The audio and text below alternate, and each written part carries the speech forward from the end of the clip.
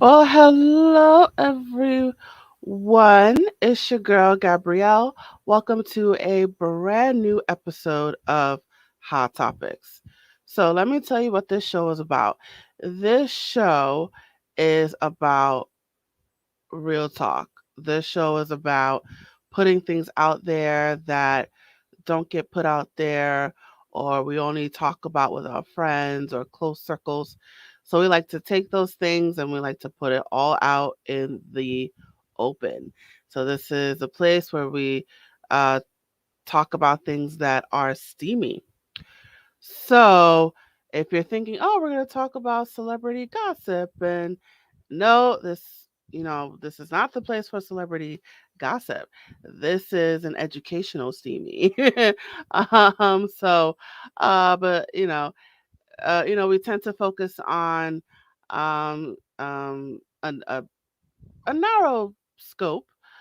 We tend to focus on, things in public health, things in um, family, things in finance, things in education, employment. We've done some episodes on financial literacy, being a child of divorce, learning disabilities. What else have we done? We've done, did I say financial literacy already? Um, we've also done, um, hmm, I don't remember. Oh, I don't remember what other things that we've done, but we've done episodes on how to become a filmmaker.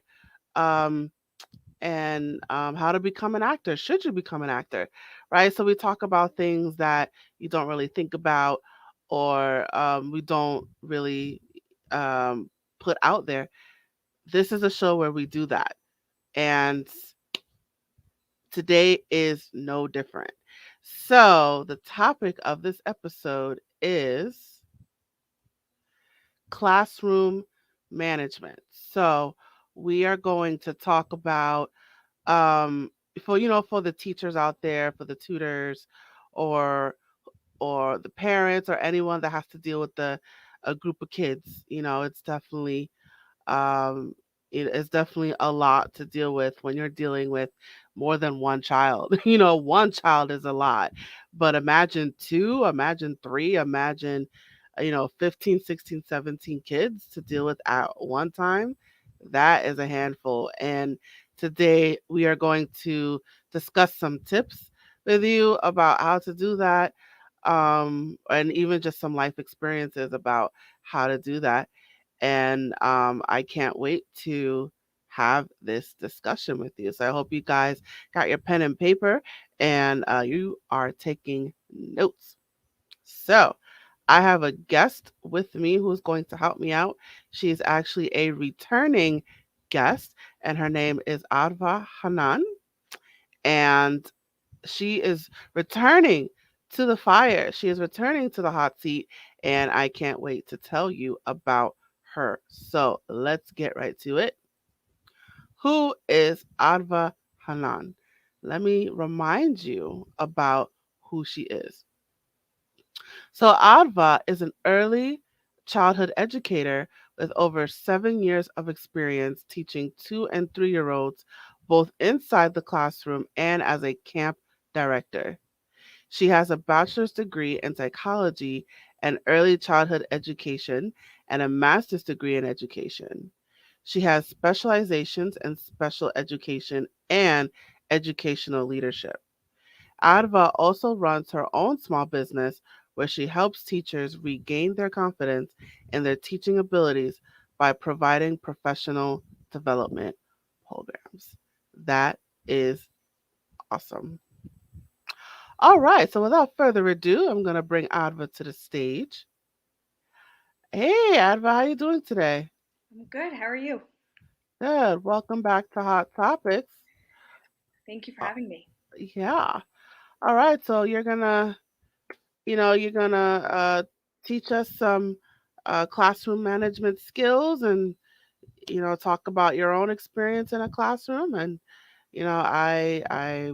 I'm looking forward to it. So Yeah, I'm gonna I love this topic. all right, let's get right to it. I'm gonna pass over the baton to you.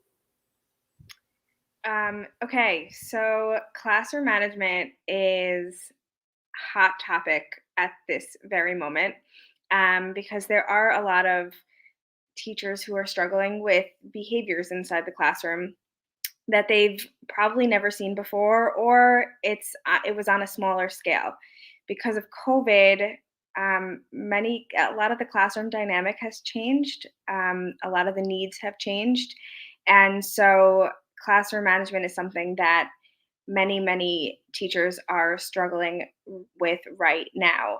Um, my first, I guess, tip for you guys in terms of classroom management is make sure that you're forming relationships with your students. I'm not saying that that's going to be the be all end all, but um, forming those relationships with your students forms a sense of trust. Forms, it helps them feel comfortable.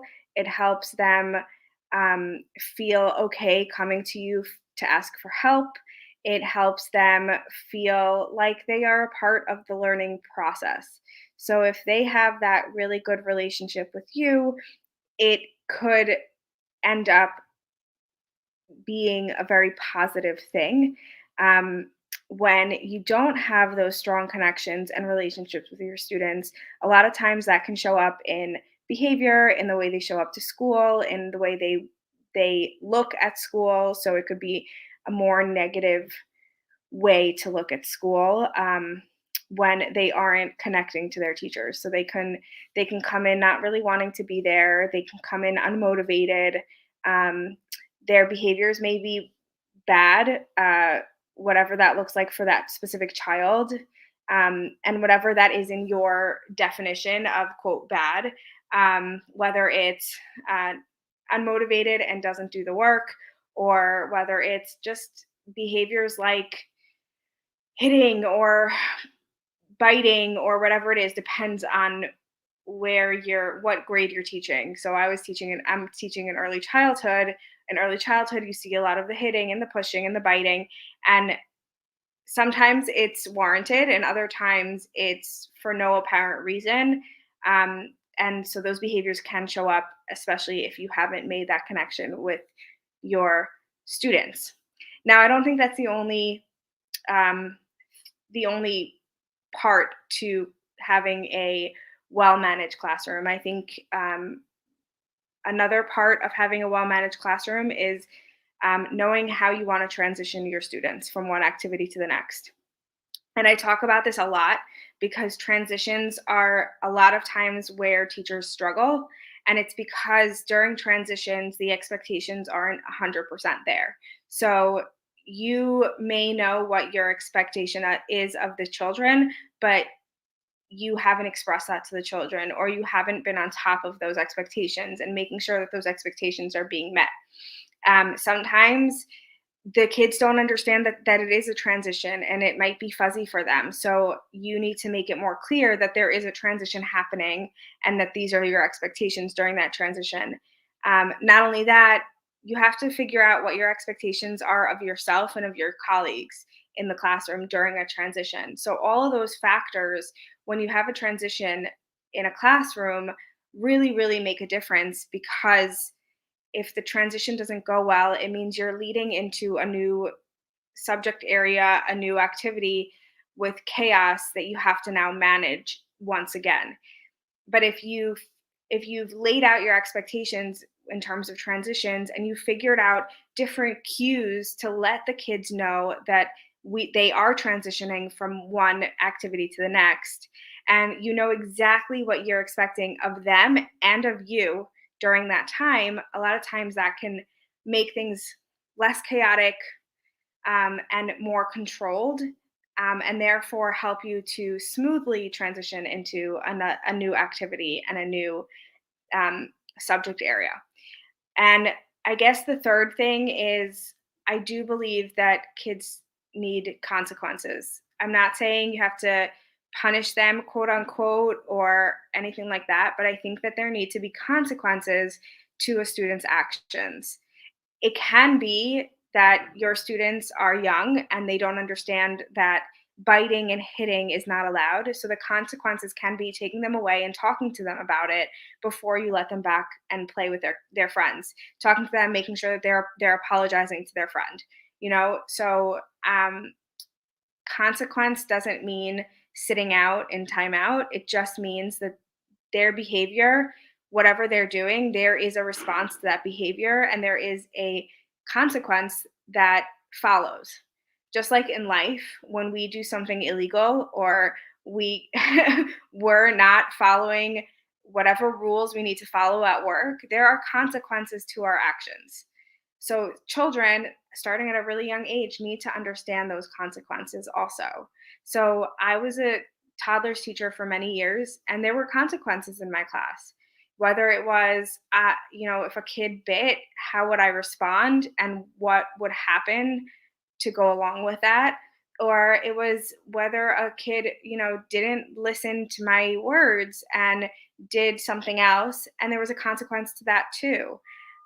So I think that classroom management can be um, difficult and for many, and especially now that we are in a different time. COVID really changed the world, changed teachers and how we teach, and honestly, being home for as long as these children have been home changed the way they approach the classroom.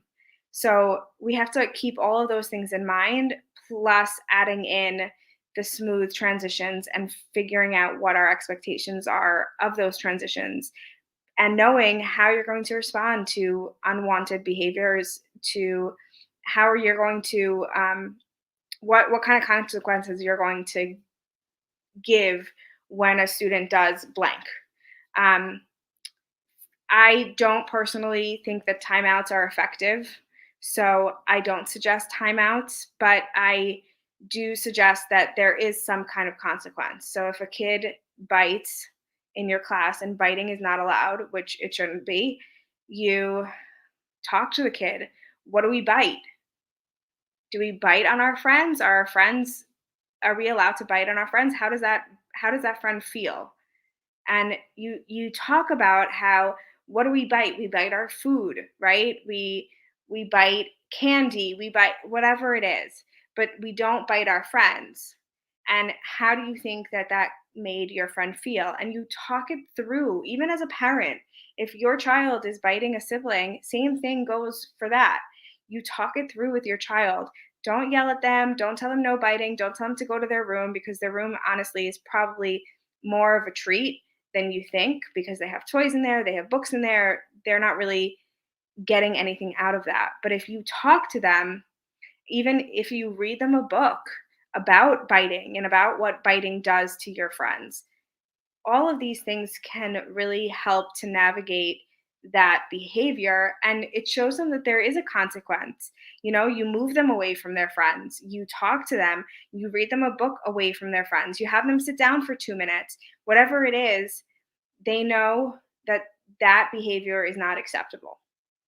And again, the consequence, the transitions, the expectations, all of these things kind of coincide when you are running a classroom, and you want to control the classroom environment rather than have chaos ensue inside a classroom, which is super easy to get to if you aren't clear um, what you need to do to be able to get to that controlled environment, and to make sure that your classroom environment is what you've envisioned for your classroom, whether it's you want a community and you want friends to be nice to each other and you want the kids to sit nicely, whatever it is. If you don't take the time to set up a plan for your classroom management, the chaos does end up happening, unfortunately. And I've seen it happen. I used to be in camp. As I said, I have many years of camp experience, but I was a junior counselor in a camp, and the head counselor didn't really know how to manage the behaviors, and so the kids who were who were good no matter what were fine. And the others who would test boundaries would test and test and test. And it just became a chaotic environment rather than a pleasant classroom environment where, yes, the kids get to play. And yes, there are always going to be behaviors inside the classroom. Nobody's ever perfect, including us as adults.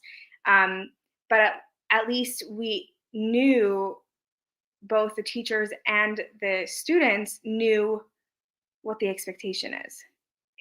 And when you have that chaos, a lot of times nobody really knows what the expectation is, and nobody's really following through. So that's kind of what I have to say about classroom management. And I obviously can go into more detail about how to do that inside a classroom or how to deal with certain behaviors as a parent, if that's something interest that's interesting to you. Hmm. Thank you so much for sharing that. And just a quick note for anyone watching this in real time, I encourage you to ask any questions that you might have. Go ahead and put it in the chat. All right. So just to be clear, when you're talking about classroom management, you're talking about elementary school kids, right? It could be, honestly, it could be any grade. It doesn't matter if it's early childhood or elementary or even middle school. All of these tools are can be used in different ways, in age appropriate ways, to be able to manage a classroom. All right. So with well, particularly with the biting example, so you're saying to so not necessarily like timeout or like they may I think back in my day they would put you they would just pull you and put you next to the teacher, or I think my childhood was a little bit rough in that they would take you out of the classroom and put you in a separate, more isolated room. Um, um, so you're saying those things don't really work. It's better to just talk to them and explain what they're doing.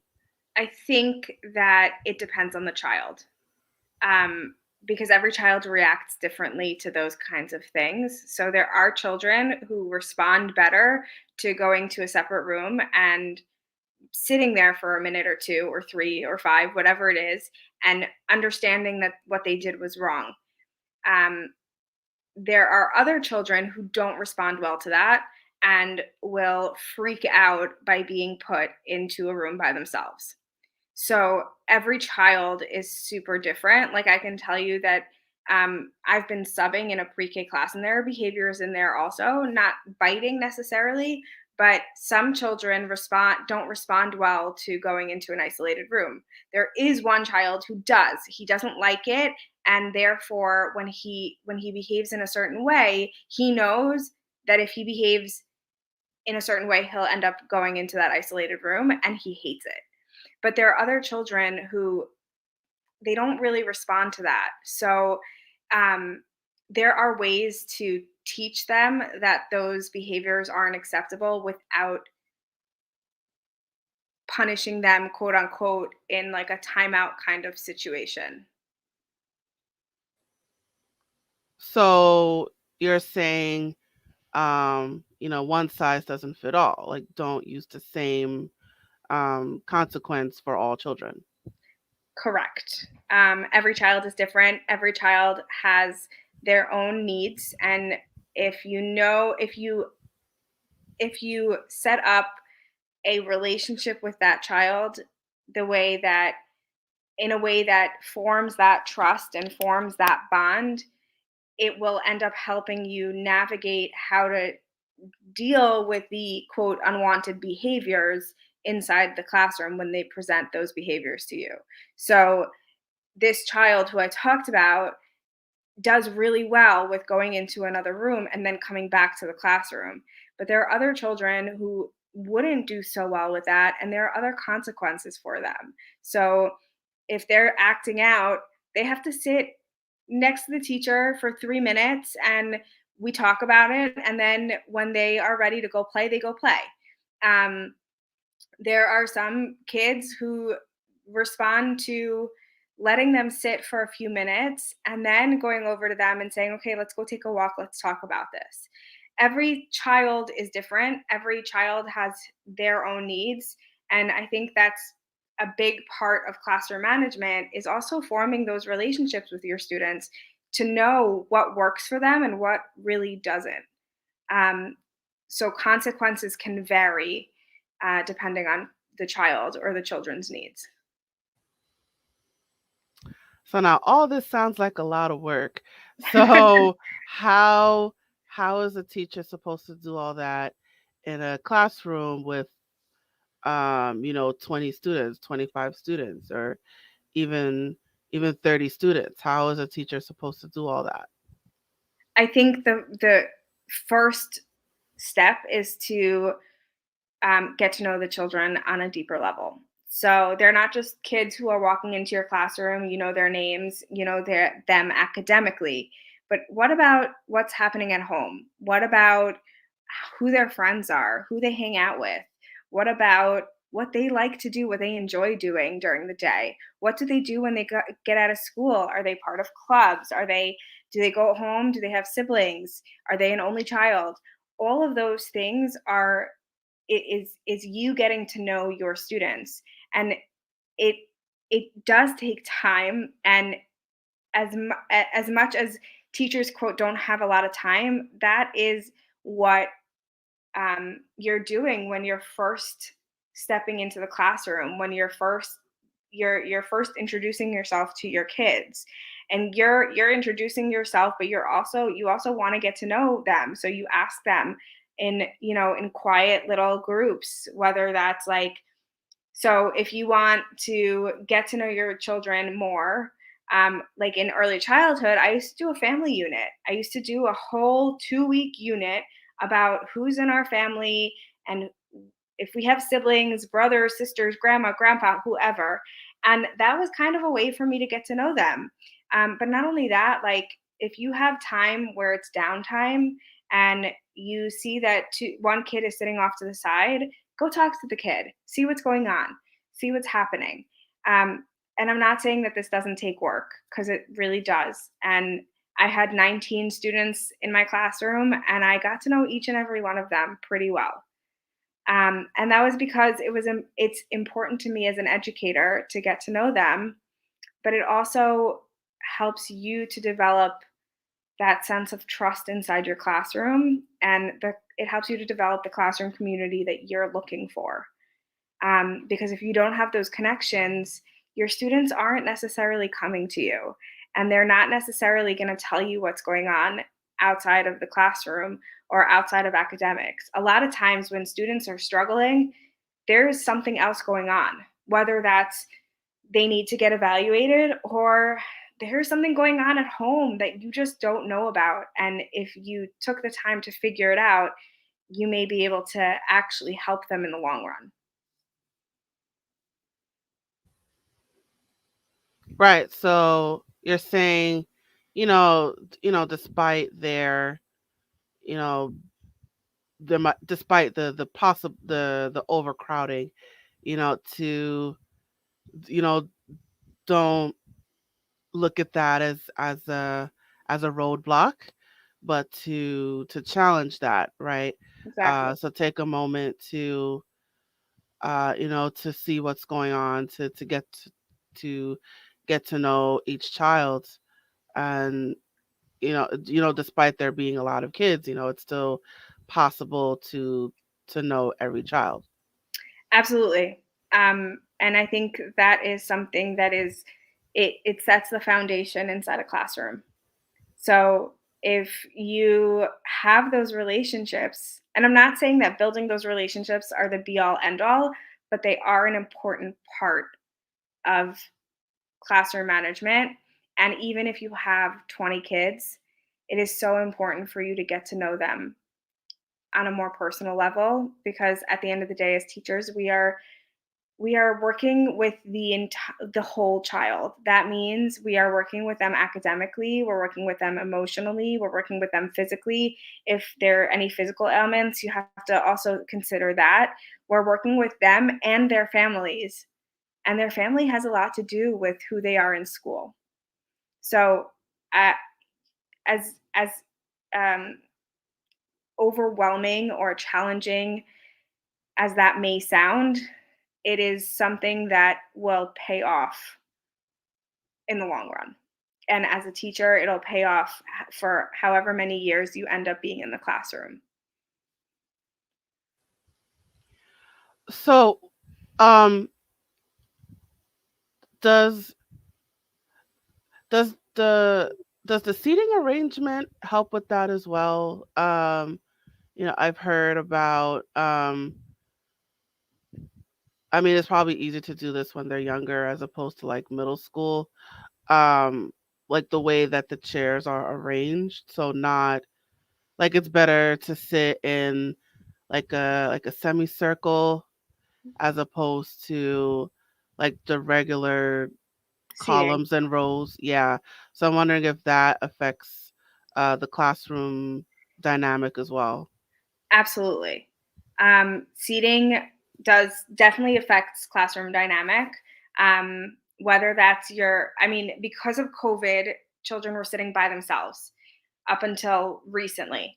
So it was literally one table 3 feet away from all the other tables, or 6 feet, depending on what the regulations were in each state.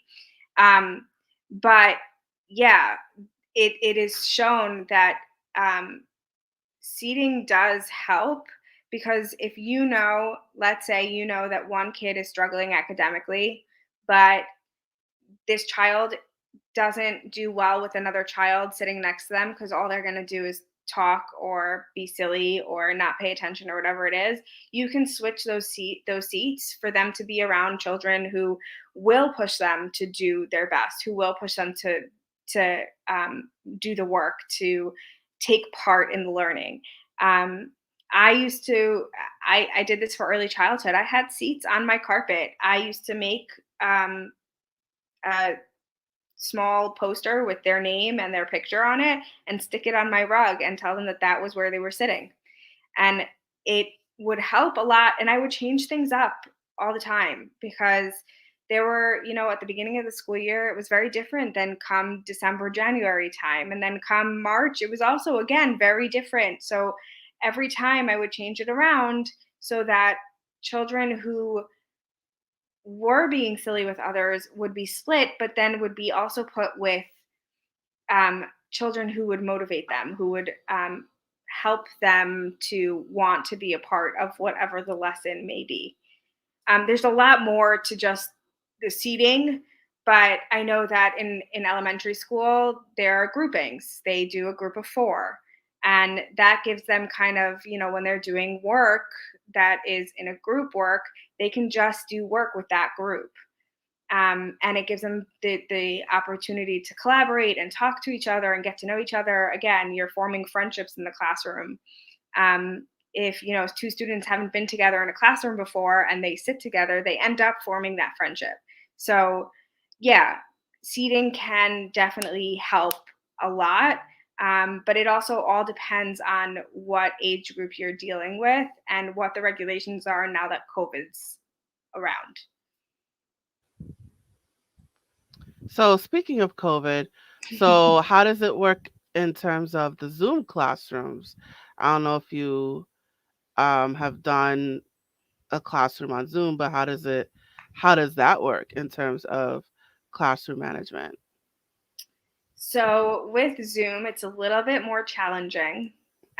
You have to figure out what you want out of that Zoom call. And a lot of times, the best way to get your children involved is by having them do individual work while you're on the Zoom call, or break out into breakout rooms and have them work with the children that are in their breakout room. So those are all like different ways to kind of engage your students, but also like make sure that they're on the Zoom, make sure that they know what's going on, make sure that they're interacting with their friends, not only, during a lunch Zoom per se, but also while you're teaching. So you teach them something, you engage with them, and then you split them into breakout rooms and you have them work on a worksheet that you sent them the night before.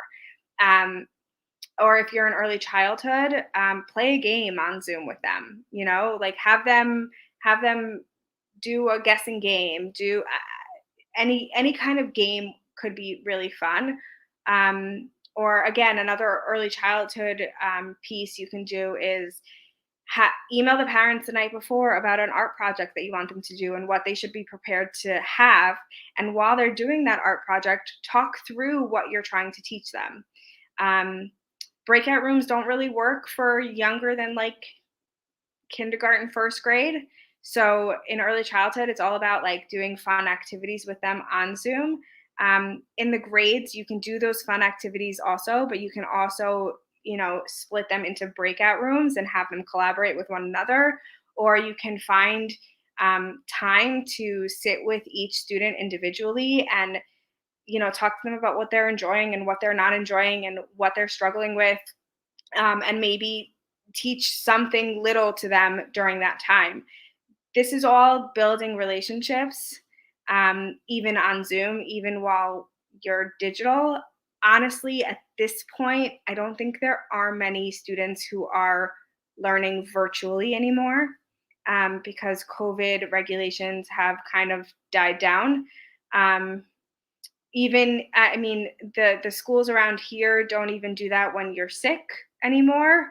The only thing that has changed is snow days have become virtual days, which is unfortunate because I truly believe the kids should be outside playing in the snow and not being on their computer all day.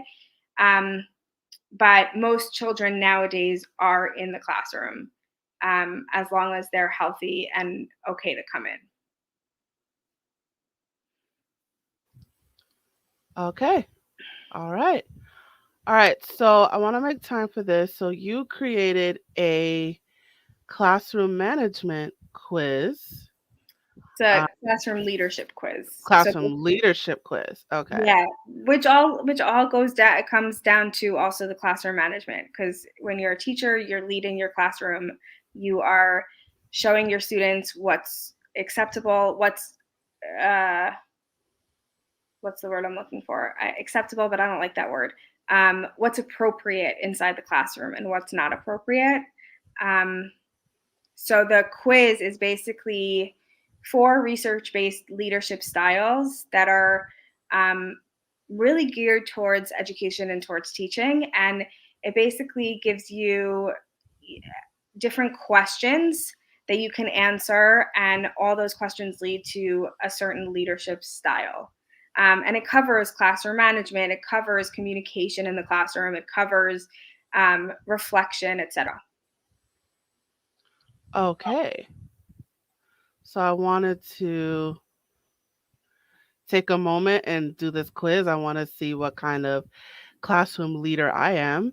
And I'm going to, for the viewers, I'm going to put the link to the quiz at the bottom of the screen so you can access the quiz for yourself. All right, so let's do this. All right, so what kind of leader am I in the classroom?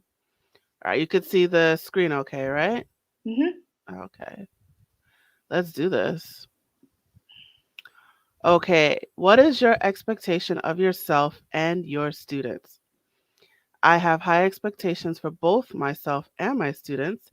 I expect myself to continue working hard and have a vision of what I'm going to achieve. I expect my students to always do their best, whatever that might mean for them. I have high expectations for my students, but not necessarily for myself.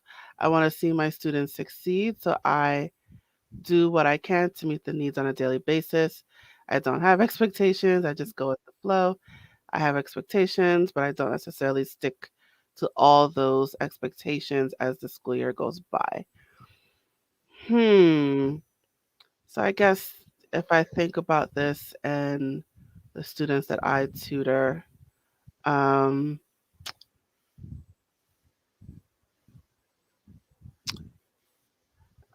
Hmm. Let me see.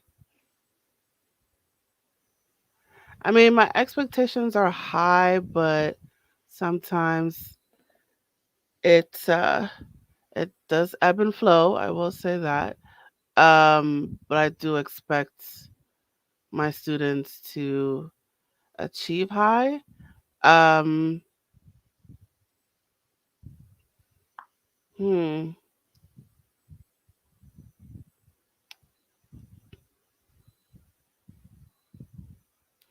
All right, so I see that you talk about the teacher and the student. High expectations for my students, but not necessarily for myself. I got to think about this. I want to see my students succeed, so I do. Okay.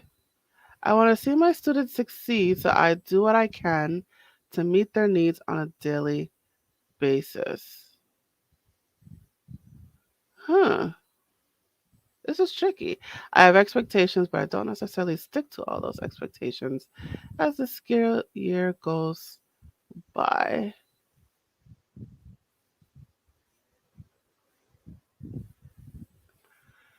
Huh. Okay, I gotta think about this one. So I do what I can to meet their needs on a daily basis.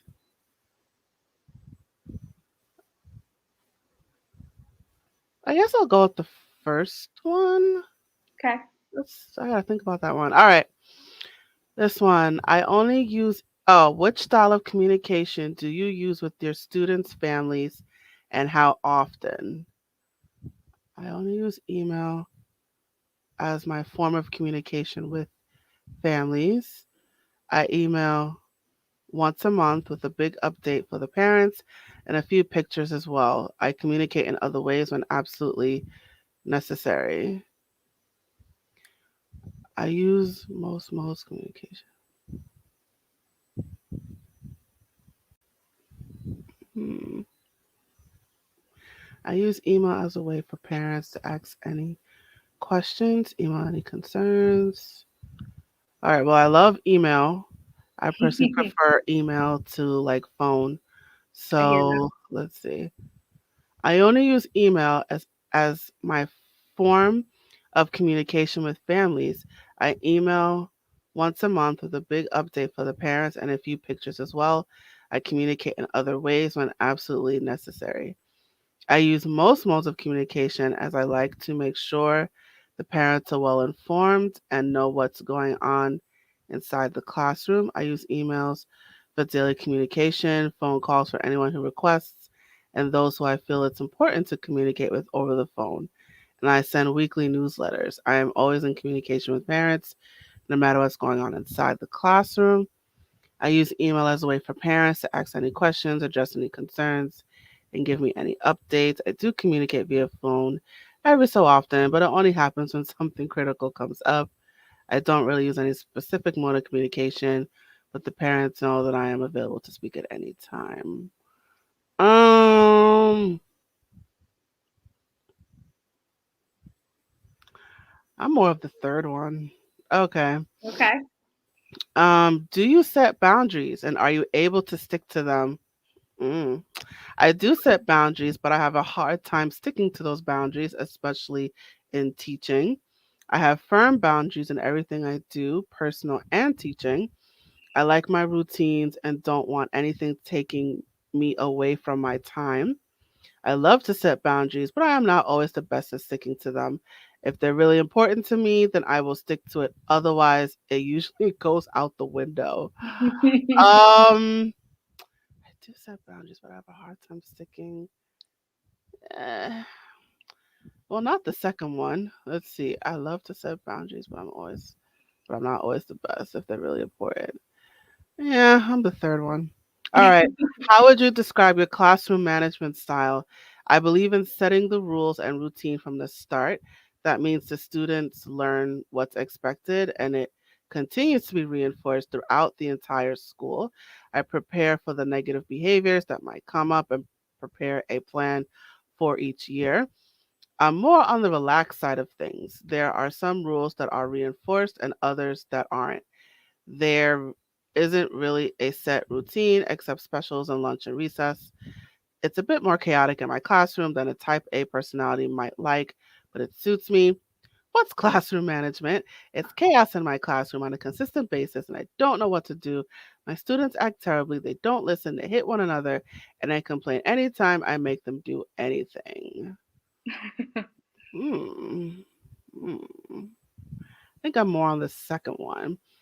Do you hold a vision for what you want your classroom to look and feel like and discuss that vision with your students and colleagues? Absolutely. This is something I discuss with my students every single day. It is a great way to remind my students of the expectations and rules inside the classroom. I'm not so clear on my vision, but I know that I want to develop a vision for my classroom and share it with others. I have a very clear vision for what I want my classroom to look and feel like, but I'm not confident in it, so I don't really discuss it. I don't hold a vision for my classroom and definitely don't discuss it with others. Um, hmm.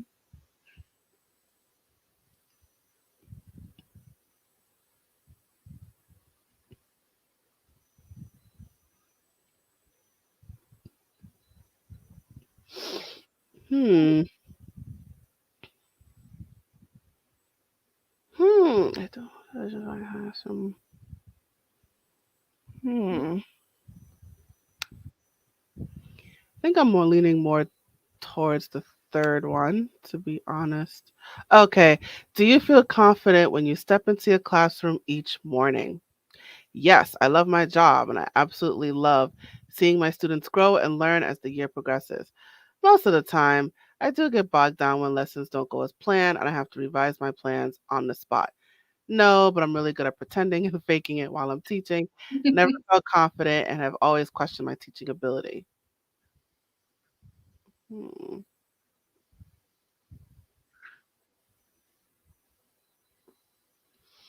Yeah, maybe the second one.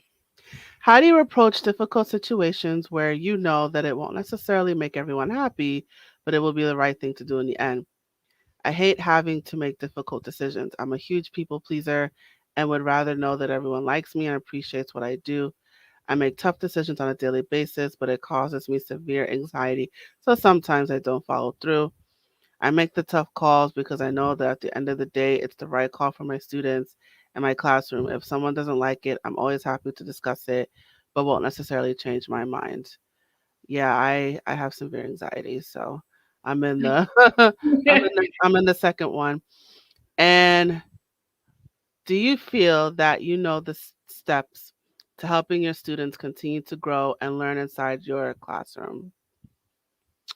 Yes, I'm confident in the fact that my kids not only are learning, but are supported and getting the services they need in order to succeed. I'm pretty good at knowing how to help my students when they need that extra support or guidance, but I get frustrated when my way isn't helping them learn the material. I'm a bit lost when it comes to helping students who need support. I need support and don't always get it while at work. Hmm. Do you feel that you know the steps to helping your students continue to grow? Um, hmm, hmm, hmm.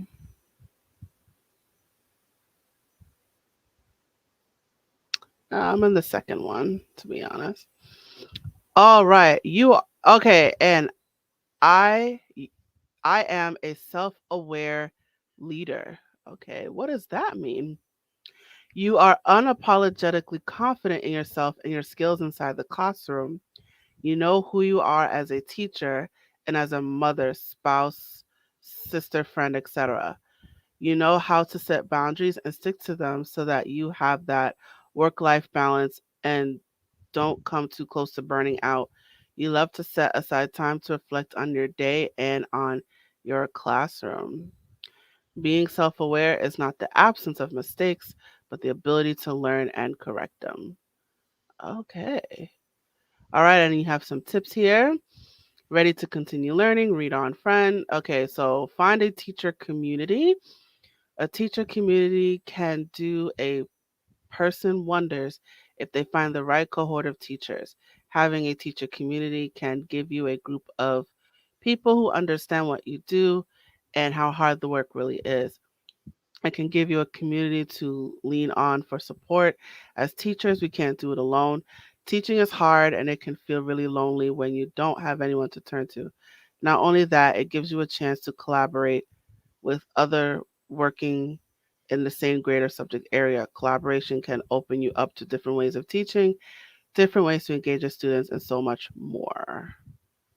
Invest in your learning.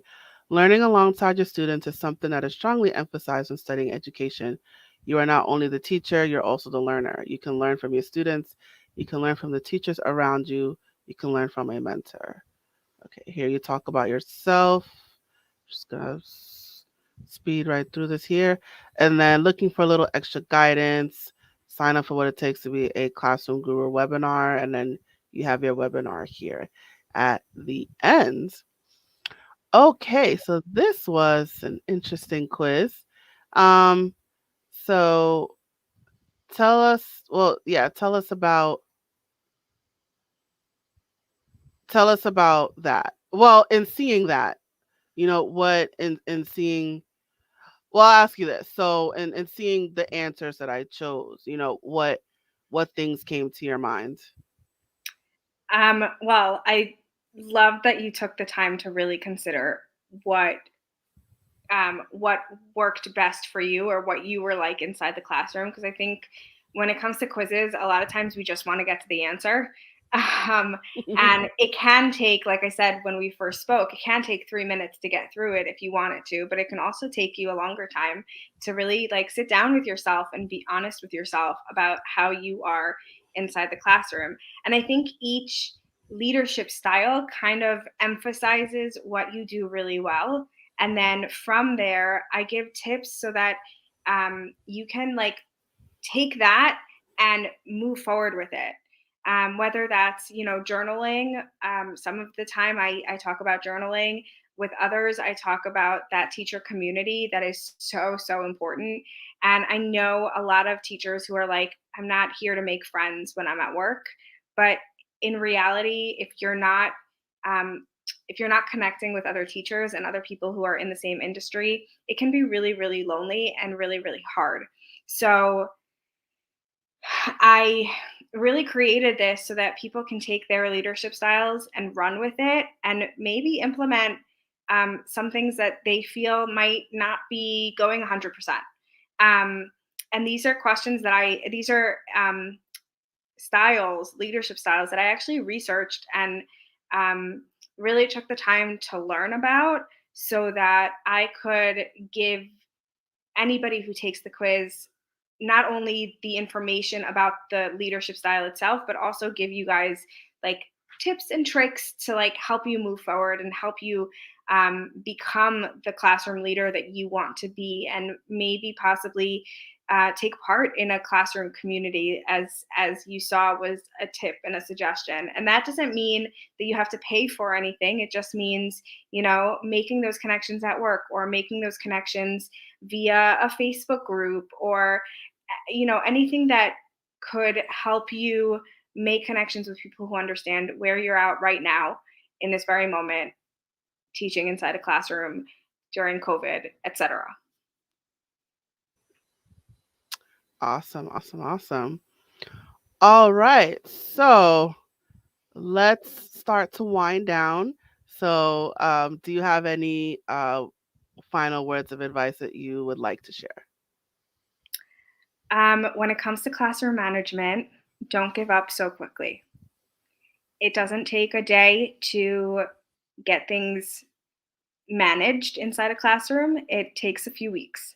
So even if you're starting from scratch right now because things have gotten chaotic, just remember that it takes consistency and it takes time. So if you are introducing a new way to transition, do not expect your students to be able to transition beautifully a day later.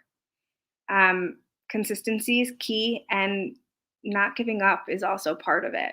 And I know how hard that can be. You just want to throw that transition out because you're like, it's not working. But if you give it enough time, it will work. All right, fabulous. Thank you so much, Adva. And let's put up your banner. All right, you guys. So Adva Hanan is on social media, right? So if you want to reach out to her, you want some classroom advice, you need some tips, you need some a one-on-one consultation, definitely reach out to her. She is on Instagram and LinkedIn. And if you want to reach out to her directly, you can email her. So all of her information is scrolling below at the bottom of your screen. I encourage you to reach out to her with any questions that you may have. If you're seeking that consultation, definitely reach out to her. And I also encourage you to follow her on Instagram. So that's it. She only just has Instagram. So I encourage you to go to her Instagram account right now and follow her.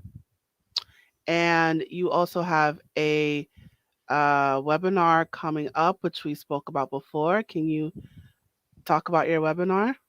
Sure. It is a precursor to opening my course back up after it was opened in January. So it'll basically take you through the steps to being a better classroom leader, a more aware classroom leader, etc. It's called What It Takes to Be a Classroom Leader. So I take you through 3 specific steps.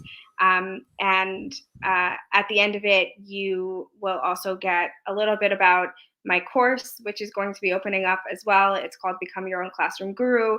So the webinar is going to take place April 4th at 8 p.m. And if you take the quiz, there is a place for you to sign up, and that is you're signing up before the public actually gets access to it. So if you are interested in saving your spot now, you definitely can just take the quiz, get your results, read through them, and you can sign up through the link in the at the end of the results. Absolutely. And the quiz you are referring to, I'm just going to put that link back up again. So the quiz that I just took, you can take it yourself. The web link is scrolling below at the bottom of your screen.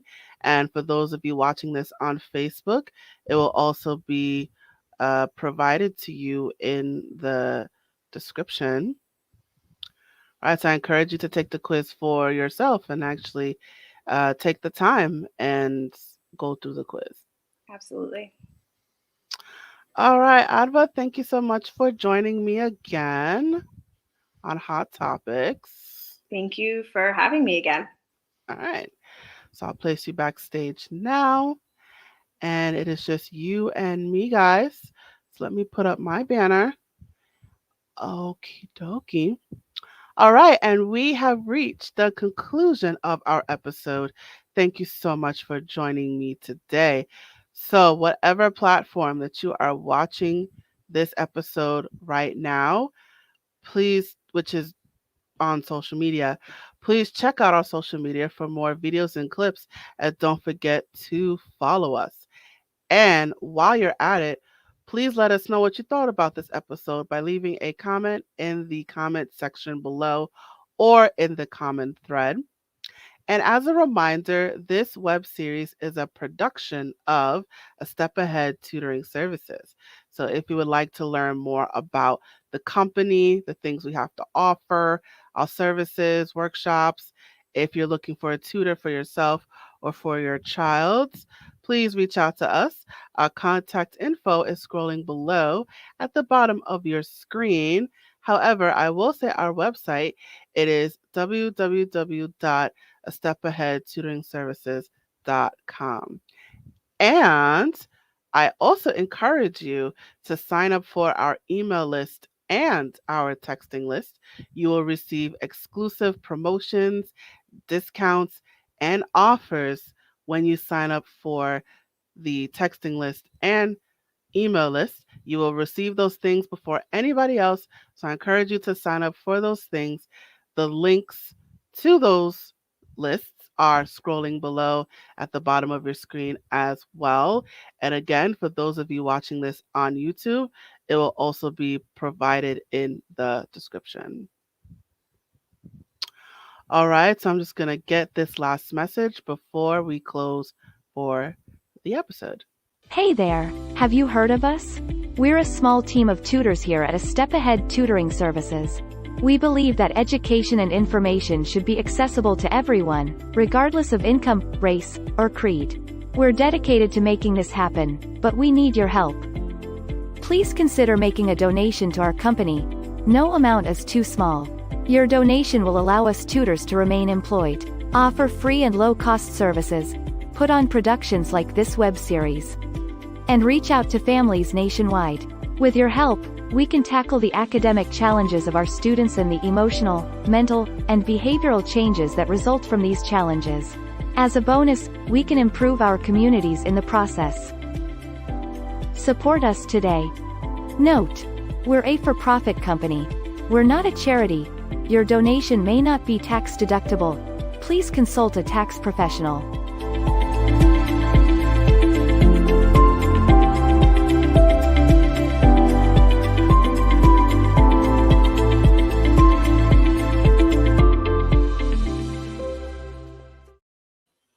All right, you guys, thank you so much for joining us at this episode. I look forward to seeing you at the next episode. Now, I am signing off.